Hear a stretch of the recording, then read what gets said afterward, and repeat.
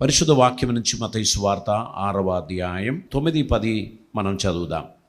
పరలోకమందున్న మా తండ్రి, నీ నామం పరిశుద్ధపరచబడును గాక, నీ రాజ్యం వచ్చును గాక, నీ చిత్తం పరలోకమందు నెరవేరినట్లు భూమి అందును నెరవేరును గాక.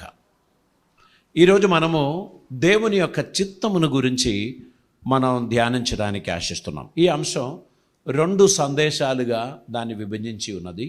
ఈరోజు దేవుని యొక్క చిత్తమును గురించి మాట్లాడడానికి నేను ఆశిస్తున్నాను. ఏమిటి దేవుని చిత్తం?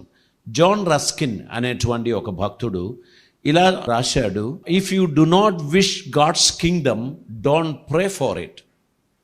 దేవుని చిత్తమును, దేవుని రాజ్యమును గురించి మీరు ఇష్టపడడం లేకపోతే మీరు దాని గురించి ప్రార్థన చేయకండి. ప్రతిరోజు మనం ఈ ప్రార్థన, కొంతమంది అయితే ప్రార్థనల ముగింపులో ఈ ప్రార్థించి ఆశీర్వాదం ఇస్తారు. అంటే ఈ భక్తుడు ఏమంటున్నాడు, if you don't like to have God's kingdom, then you do not pray for it. ఒకవేళ దేవుని రాజ్యమును మీరు ఇష్టపడినట్లయితే కేవలం ప్రార్థన మాత్రమే చేయకండి, ప్రార్థనకు మించినదిగా మీరు దాని కొరకు పనిచేయండి అని చెప్పారు. ఎంతమందికి అర్థమైంది చెప్పిన విషయం? దేవా నీ రాజ్యం వచ్చును గాక అని ప్రార్థన చేయకండి అని చెప్పారు. ఎందుకని? మీరు ఆయన రాజ్యమును గురించి ఎక్స్పెక్ట్ చేయకపోతే. ఒకవేళ మీరు ఆయన రాజ్యం సంభవించాలి, ఆయన రాజ్యం రావాలి అని ఆశించినట్లయితే ప్రార్థనతో ముగించొద్దు. ప్రార్థనకు మించిన కొన్ని పనులు చేయడానికి మీరు ముందుకు రావాలి. అర్థమైంది కదా? అంటే మన పెదవులు, మన శరీరము, మన అంతరాత్మ అంతా కూడా దేవుని రాజ్యమును గూర్చి, దేవుని చిత్తమును గూర్చి ఆశించు వారిగా ఉండాలి అని అర్థం. దేవునికి స్తోత్రం. దేవుని రాజ్యం మన జీవితంలో నెరవేరడం, ఇప్పుడు మనకు అనేక రాజ్యాలు కనిపిస్తుంది, అనేక దేశాలు కనిపిస్తుంది, అనేక పరిపాలనలు కనిపిస్తుంది. అటువంటి ఒక సెక్యులర్ కింగ్డమ్ కొరకు ప్రార్థించకండి. ప్రార్థించవలసింది, నీ చిత్తం నా జీవితంలో నెరవేరునుగాక. దేవుని రాజ్యం ఇండివిజువల్స్లో స్థాపింపబడుచున్నది. దేవునికి స్తోత్రం. ఆమేన్. ఓ సెక్యులర్ కింగ్డమ్ కాదు. ప్రభు చెప్పాడు, నా రాజ్యం వేరు, నీ రాజ్యం వేరు. బరబాతో చెప్పాడు, నీ కోరిక నేను మన్నించలేను. నా రాజ్యం వేరు, నీ ఉద్దేశించిన రాజ్యం కాదు ఇది. ఈ రాజ్యంలో దేవుని చిత్తం నెరవేరబడుచున్నది. ఈ రాజ్యం కొంతమంది వ్యక్తులలో స్థాపింపబడుచున్నది. దేవుని రాజ్యమునకు ప్రతినిధులుగా ఏర్పరచబడిన వారు ఆయన చిత్తం నెరవేర్చడానికి తమను తాము సంపూర్తిగా సమర్పింపబడినటువంటి వారిగా, దేవుని చిత్తమును అమలు చేయడానికి నడుం బిగించిన వారిగా ఉండాలి అని దేవుడు కోరుచున్నారు. దేవుని చిత్తం ఏమిటి? మనం అందరం అపవాదిని జయించాలి, మనం అందరం పాపమును జయించాలి, మనం అందరం లోకమును జయించాలి. మనం అపవాదిని జయించాలి, లోకమును జయించాలి, పాపమును జయించాలి, శరీరేచ్ఛలను జయించాలి. దైవ చిత్తం మన జీవితంలో నెరవేరడానికి తగినట్లు ఒక సమర్పణ మనలో కలిగినప్పుడు ఆయన రాజ్యం మనలో స్థాపింపబడుచున్నది. దేవునికి స్తోత్రం. హల్లెలూయా. దేవుని రాజ్యం నాలో కావాలి అని నేను ఆశించాలి, మీరు ఆశించాలి. దేవుని రాజ్యం ఒకరి మీద రుద్దడానికి కుదరదు. దేవుని రాజ్యంలో ఒకరిని బంధించడానికి కుదరదు. దేవుని రాజ్యంలోనికి ఒకరు అడుగు వేయాలి, దేవుని రాజ్యంలోనికి ఒకరు ప్రవేశించాలి. దేవుని రాజ్యం అది ఆహారం కాదు, పానీయం కాదు. దేవుని రాజ్యం నీతిని, సమాధానమును, సంతోషమును వెతుకుచున్న వారిలో స్థాపింపబడుచున్నది దేవుని రాజ్యం. హల్లెలూయా. దేవుని రాజ్యంలో నడవడానికి ఇష్టపడుచున్నటువంటి తన బిడ్డలు తన చిత్తం నెరవేర్చాలి. దేవుని చిత్తములో మనం అందరం దేవుని రాజ్యమునకు వారసులుగా ఉండాలి అనేది దేవుని చిత్తం. మనం అందరం దేవునికి ఇష్టలుగా నడవాలి అనేది దేవుని యొక్క చిత్తం. పరిశుద్ధ వాక్యాన్ని మనం పరిశీలన చేస్తున్నప్పుడు 46వ కీర్తనలోనికి మనం వస్తామండి. 46వ కీర్తన దాని 7వ వచనం ఒకసారి మనం చదువుదాం. సైన్యములకు అధిపతియగు యెహోవా మనకు తోడై ఉన్నాడు. యాకోబు యొక్క దేవుడు మనకు ఆశ్రయమై ఉన్నాడు. దేవుడు మనకు ఆశ్రయమై ఉంటాడు, మనకు తోడుగా ఉంటాడు. ఆయన మనతో మాట్లాడుతూ ఉంటాడు, తన చిత్తమును గురించి మనకు బయలుపరుస్తూ ఉంటాడు. మనం ఆయన సన్నిధిలో నడవడానికి ఆయన మనకు మార్గం సిద్ధపరుస్తాడు. ఎవరైతే తమ జీవితాన్ని దేవునికి సమర్పిస్తారో వారి కోసం దేవుడు వారి మార్గములను సరళం చేస్తారు. దేవుడు వారి కోరిక యావత్తును ఆలకించి తన చిత్తానుసారంగా దానిని దయచేస్తాడు. మనం అడుగు వాటికంటేను, ఊహించు వాటికంటేను అత్యధికముగా చేయగల శక్తిమంతుడు మన దేవుడు. మనం కొన్ని విషయాలను మనం చూసేది ఈ బాహ్యమైన నేత్రములతోనే మనం చూస్తూ ఉంటాం. మన కోరికలు బాహ్యమైనదిగా ఉంటుంది. మనకు కావలసినవన్నీ కూడా ఈ లౌకిక జీవితానికి కన్వీనియంట్గా ఉన్నటువంటి విషయాలు మనం అడుగుతున్నాం. దేవుడు వాటిని అనుగ్రహిస్తారు మనకు. కానీ వాటికి మించిన ఒక దాహం, ఒక కోరిక మన జీవితంలో ఉండాల్సిన అవసరం ఉంది. దేవా, నిన్ను చూడాలని నేను కోరుచున్నాను, నిన్ను స్పర్శించాలని నేను కోరుచున్నాను, నీ మాట వినాలని నేను కోరుచున్నాను, నువ్వు నాతో కూడా రావాలని నేను కోరుచున్నాను. అది ఇంకొక పై మెట్టు. మన సహజమైన ఆ స్థానము నుండి ఒక మెట్టు పైకెక్కి దేవునితో సహవాసం చేయడానికి మనం ఆశించుచున్న ఆ కోరిక. దేవుడు మనతో కూడా. ఇమ్మానుయేల్, ఆయన పుట్టక మునుపే గబ్రియేల్ దూత వచ్చి చెప్పారు, దేవుడు మనకు తోడు అను. ఇమ్మానుయేల్ అని ఆయనకు పేరు పెట్టబడును. ఆయన మనకు తోడుగా ఉంటాడు. ఎల్లవేళలో మనకు ఆదరణకర్తగా ఉంటాడు, మనకు సహాయకుడిగా ఉంటాడు. కండిషన్ ఒకటే, మనం ఆయనకు అవైలబుల్గా ఉండాలి. తప్పించుకొని తిరిగే పరిస్థితి మన జీవితంలో ఉండకూడదు. దేవా, ఒక 15 నిమిషాలు ఇక్కడ ఉంటూ నేను పోయి ఒక పెగ్గు కొట్టి వస్తా, ఆ తర్వాత మనం పోదామంటే బాబు నేను నీతో కూడా రాలేను. నీతో కూడా నేను రావాలి అని అనుకుంటే నువ్వు నాతో కూడా ఉండడానికి ఇష్టపడాలి. నా ప్రెసెన్స్ నీకు ఉండాలి. నీవు నా వాక్యం వింటూ నా మాటలో నడవడానికి నీకు ఇష్టం లేకపోతే you don't waste your time. దేవుని సమయం మనకు అనుగ్రహింపబడినప్పుడు వాటిని విలువైనదిగా మనం భావించాల్సినటువంటి అవసరం ఉంది. దేవుని సమయం మనకు అనుగ్రహిస్తే అది గొప్ప భాగ్యం అని మనం ఎంచుకోవాలి. కొన్నిసార్లు మనం కొందరితో అంటాం కదా, మీ అమూల్యమైన సమయం ఇంతసేపు మాకు ఇచ్చినందుకు మేము ధన్యులం కదా.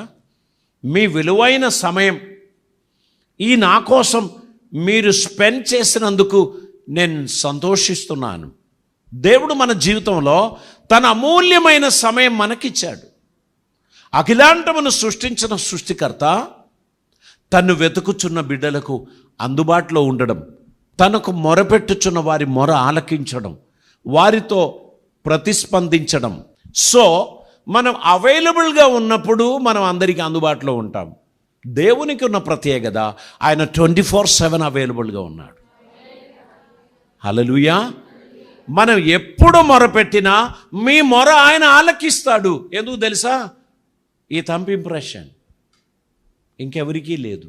దేవుడు వెంటనే జవాబిస్తాడు. కారణం ఏంటంటే పేరు పెట్టి మిమ్మల్ని జ్ఞాపకం చేసుకోవడానికి ఒక పాస్వర్డ్ దేవుడు మీకు ఇచ్చారు. హల్లెలూయా.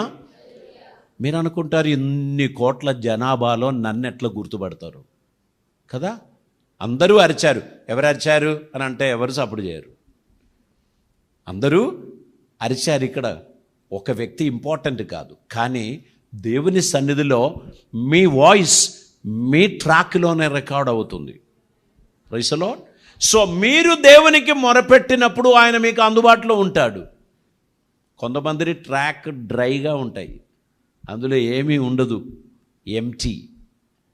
అందుకే ప్రార్థన చేసినప్పుడు కూడా జవాబు రాదు. ఎందుకు తెలుసా? ట్రాక్ అంతా ఏమిటి, ఎప్పుడు దేవునితో మాట్లాడే అలవాటు లేదు. అత్యవసరం వచ్చినప్పుడు మాత్రమే అంగలార్చడం, మొరపెట్టడం. అప్పుడు దేవుడు కూడా తొందరగా రావాలని ఏమున్నది? నువ్వు మంచిగా ఉన్నప్పుడు ఎప్పుడైనా పిలిచావా? నువ్వు బాగున్నప్పుడు ఎప్పుడైనా మాట్లాడావా? ఈ కష్టం వస్తేనే నేను నీకు గుర్తొస్తానా అని కొన్నిసార్లు డిలే చేస్తాడు. దేవుడు విన్నాడు, జవాబు మాత్రం డిలే చేస్తాడు. దేవుని అందుబాటులో మీరు ఉన్నట్లయితే ఇమ్మీడియట్ అటెన్షన్, ఇమ్మీడియట్ రెస్పాన్స్ మనకు ఖచ్చితంగా దేవుడిస్తాడు. ఆయనకు ప్రియమైన బిడ్డలుగా నడవడానికి ప్రయత్నం చేయండి. ఆయన చిత్తం నెరవేర్చడానికి ప్రయత్నం చేయండి. 121వ కీర్తన 5వ వచనం చదువుదామండి.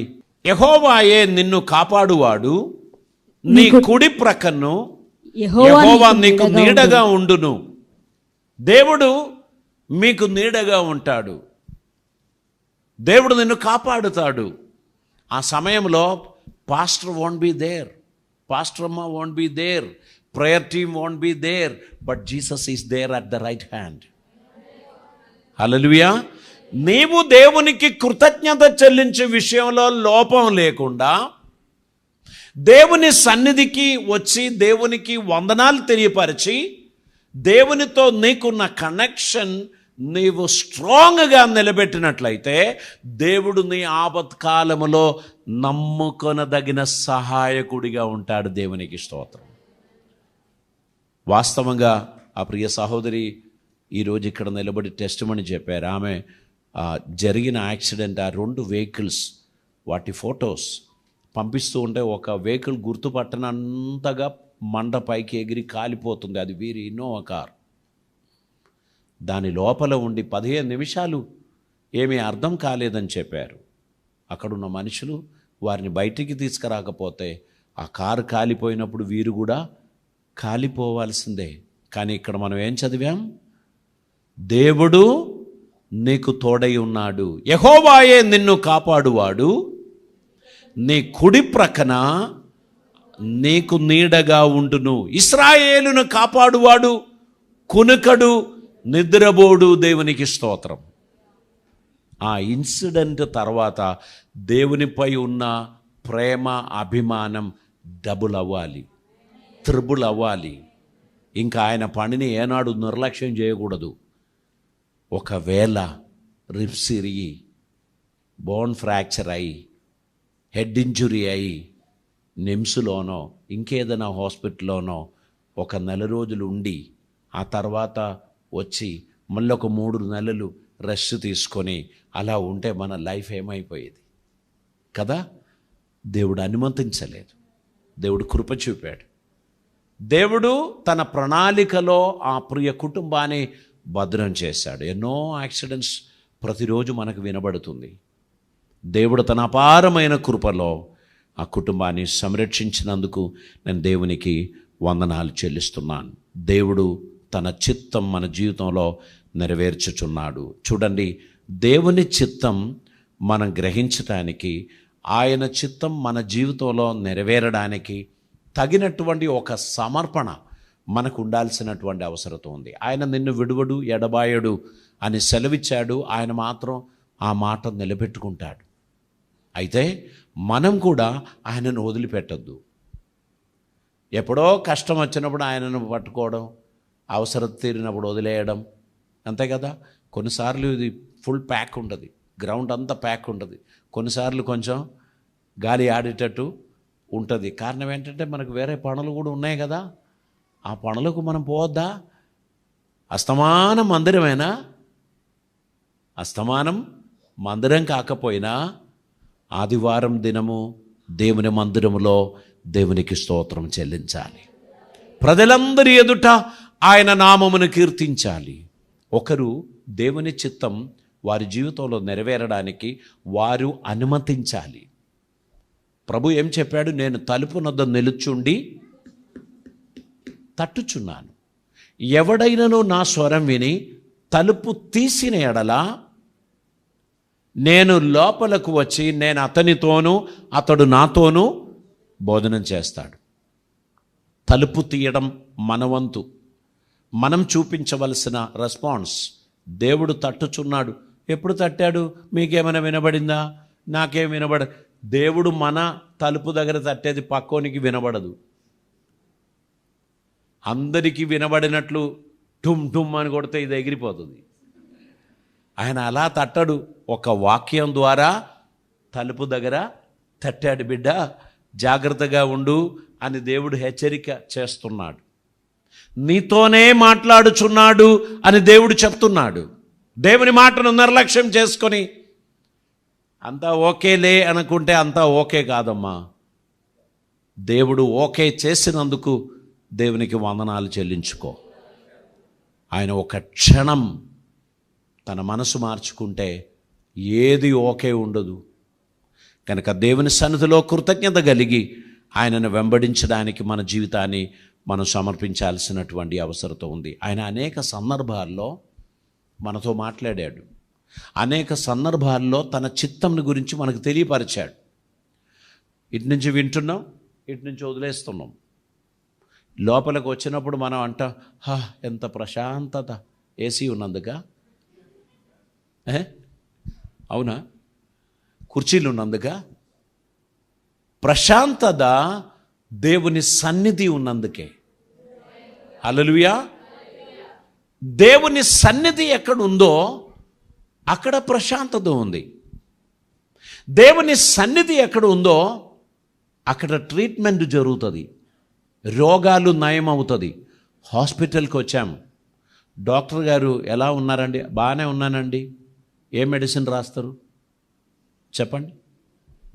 బాగానే ఉన్నారా? నన్ను చూడడానికి వచ్చారా? 500 రూపాయలు మీరు ఫీజు చెల్లించి నా ముఖం చూడడానికి వచ్చారా? ఆయనకు ఆశ్చర్యంగానే ఉంటుంది. బాగానే ఉన్నారండి, మీరు ఇలాగనే ఉండండి అంటారు. అంతే కదా? డాక్టర్ దగ్గరికి వెళ్తే you must open your heart and mouth. You need to tell your problem. Sir, I'm facing this problem since 3 days. 3 రోజుల నుంచి ఈ ప్రాబ్లమ్స్తో నేను ఇబ్బంది పడుతున్నాను. రాత్రి నిద్ర పట్టడం లేదు, పడుకుంటే నాకు నరాలు లాగుతుంది, లేదా నాకు కడుపులో మంట వస్తుంది, లేదు నాకు ఏదో ప్రాబ్లం. మీకున్న ప్రాబ్లం ఏదైనా సరే అది డాక్టర్కి చెప్పాలి. ఆయన ఆ విషయమును గురించి ఆలోచన చేసి తన పరిధిలో ఉన్న విషయం అయితే ట్రీట్మెంట్ చేస్తారు. అదర్వైజ్ ఏం చేస్తారు తెలుసా? ఒక బెటర్ డాక్టర్కు సజెస్ట్ చేస్తాడు. You need a neuro surgeon, you need a neuro physician, ఒక స్పెషలైజ్డ్ డాక్టర్ దగ్గరికి నేను మిమ్మల్ని పంపిస్తాను. ఇదిగో ఈ ట్యాబ్లెట్స్ 2-3 రోజులు వాడండి, ఏం నయం కాకపోతే పలానా డాక్టర్ను కలవండి, మీ ప్రాబ్లం వేరే అయి ఉండొచ్చు అని పంపిస్తారు. వచ్చిన వాళ్ళకందరికీ ప్రిస్క్రిప్షన్ రాసేవాడు సరైన డాక్టర్ కాదు. అర్థమైందా? నా చదువుకు నా తెలివికి సరిపోయినటువంటి ఇష్యూ ఇతనిలో ఉంది, నేను రాస్తాను.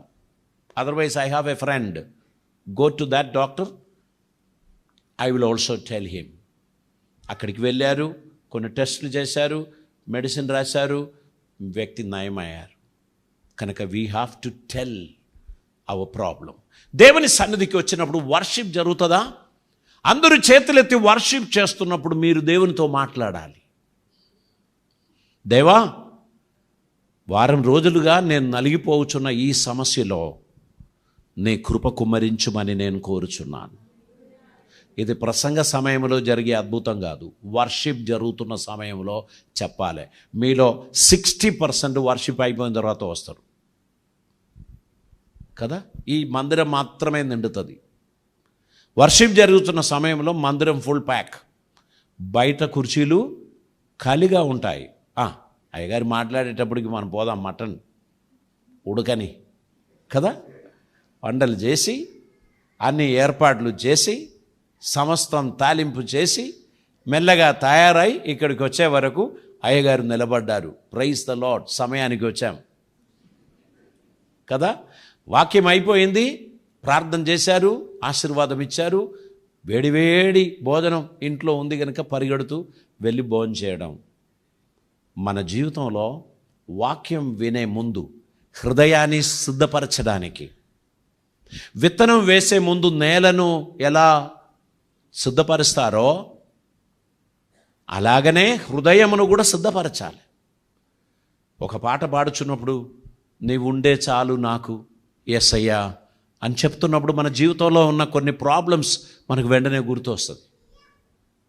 ఆ ప్రాబ్లమ్స్ మధ్యలో మనం కూడా పాడుతాం, అవును ప్రభువా నువ్వు ఒక్కడుండే చాలు నాకు, నేను నిరాశ చెందను, నువ్వు ఒక్కడుండే చాలు నాకు అని మనం ప్రార్థన చేస్తాం. ఆ వర్షిపే మన జీవితంలో మార్పు కలుగజేసేది.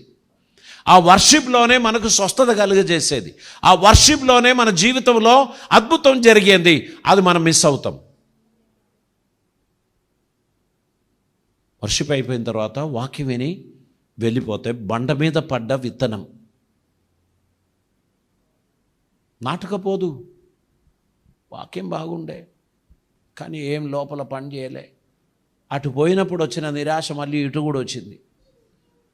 ఎందుకంటే వాటిని తొలగించడానికి దేవుడు ఏర్పరిచిన ఆరాధన సమయంలో మనం ఇక్కడ లేకుండే.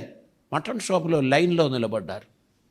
తొందరగా తీసుకో, కీమా కొట్టు కదా. దేవుని ఆరాధన సమయం చాలా ప్రాముఖ్యమైనది. మీ జీవితంలో దేవుని చిత్తం నెరవేరాలి అని అనుకున్నట్లయితే stop coming late. Take a decision. From this Sunday I will never repeat it.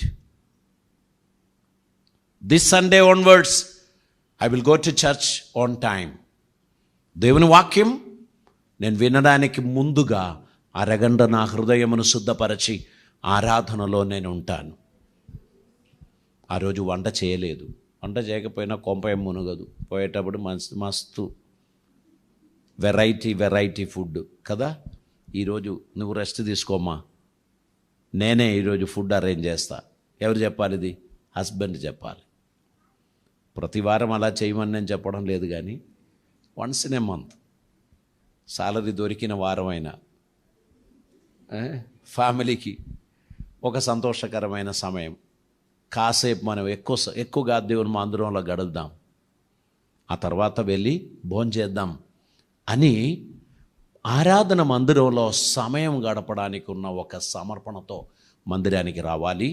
వాక్యం వినాలి. Thank you Jesus, you touched my heart. నువ్వు నన్ను తాకినందుకు స్తోత్రం. నా హృదయాన్ని తెప్పరిల్ల చేసినందుకు స్తోత్రం. నా మస్టు కరుగ తీసినందుకు స్తోత్రం. కొన్నిటికి గుడ్ బై చెప్పడానికి నాకు సహాయం చేసినందుకు స్తోత్రం. అదేనండి దేవుని చిత్తం. దేవుని చిత్తం మీరు రేమండ్ సూట్ వేసుకొని మందిరానికి రావాలనేది కాదు. You must have a clean heart. శుద్ధి చేయబడిన హృదయం, కల్మషం లేని మనసు మీరు కలిగి ఉండాలని దేవుడు కోరుచున్నారు. ఎన్ని వేల విలువ కలిగిన బట్టలు వేసుకున్నారు, అది దేవుడు పట్టించుకోడండి. మీ హృదయం అది పవిత్రమైనదిగా, కృతజ్ఞత కలిగినదిగా ఆయన సన్నిధిలో మీరుంటే ఆయన ఆనందిస్తాడు. మీరేదైనా అడగండి, అది మీకు ఇస్తాడు. మొదట ఆయన రాజ్యమును నీతిని వెతకండి, మిగిలినవన్నీ ఆయన మీకు ఇస్తాడు. దేవునికి స్తోత్రం. ఏది తక్కువ చేయడు, ఎందుకంటే ఆయన నీ తండ్రి అయి ఉన్నాడు. తండ్రి ఎల్లప్పుడూ ది బెస్ట్ ఇవ్వడానికే ఇష్టపడతాడు. పిల్లలకి అది అర్థం కాదు. డాడీని అడిగితే ఏమి ఇవ్వడు, నీకు అవసరమైనది ఇస్తాడు. అవసరం లేనిది అడిగిన వెంటనే ఇవ్వడు. ఇప్పుడు ఎందుకు బిడ్డ, చూద్దాం చేద్దాం అని అంటాడు. కానీ ఎమర్జెన్సీ వస్తే అట్లా అంటాడా? అనడు. మన భవిష్యత్తును స్థిరపరిచి నిలబెట్టడానికి ఏది అవసరమో అది తండ్రి చేస్తాడు. దేవుడు కూడా మనకి ఏది ఉత్తమమో వాటిని చేస్తాడు. అడిగినవన్నీ మనకిస్తే మనం వేస్ట్గా అయిపోతాం. అడిగినవన్నీ ఇవ్వకూడదు, అవసరమైనది ఇవ్వాలి. Praise the lord. అవసరమైనది ఇచ్చినప్పుడే మనం సక్సెస్ఫుల్గా ముందుకు వెళ్తాం. అవసరం లేనిదన్నీ కుప్పజేసి పెట్టామనుకో, మళ్ళీ దాన్ని క్లీన్ చేయడానికే చాలా టైం పడుతుంది. అందుకే అవసరమైనది సంపాదించండి, అవసరమైనది స్వరూపించండి, అవసరమైనది సేకరించండి, అవసరం లేని దాన్ని ఆశించకండి. దేవుడు మీ జీవితాన్ని అద్భుతంగా మార్చడానికి ఇష్టపడుచున్నాడు. ప్రార్థన చేద్దాం. పరిశుద్ధుడైన తండ్రి, కృపామయుడైన దేవా, నీకు వందనాలు. ఈరోజు నీ చిత్తమును గురించి ధ్యానించడానికి మాకు కృప చూపినందుకు స్తోత్రం. మా జీవితంలో నీ చిత్తం నెరవేరును గాక. నీ చిత్తమునకు మించినది ఏది మాకొద్దు ప్రభువా. నీ చిత్తములో మమ్మల్ని స్థిరపరచమని ప్రార్థిస్తున్నాం. కృపలతో నింపమని, అద్భుతములు జరిగించమని, నీ రాజ్యం మా జీవితంలోనికి వచ్చిన గాక. మీ చిత్తం మా జీవితంలో నెరవేరును గాక. నీకు ఇష్టలుగా నడవడానికి ఇదిగో మమ్మల్ని మేము సమర్పిస్తున్నాము తండ్రి. నీ కృప ద్వారా మమ్మల్ని ఆదరించమని, కరుణించమని, కృప చూపమని, ప్రతి ఒక్కరిని దీవించమని, ఈ ప్రియ బిడ్డలు ప్రత్యేకింపబడిన వారు, వారిని నువ్వు ఎలా ఆశీర్వదిస్తావో ప్రూవ్ చేయమని, వారి జీవితంలో రుజువుపరచమని ప్రార్థిస్తున్నాం. కృపలతో నింపండి, అద్భుతములు జరిగించమని యేసు నామమున అడుగుచున్నాం పరమ తండ్రి. ఆమేన్.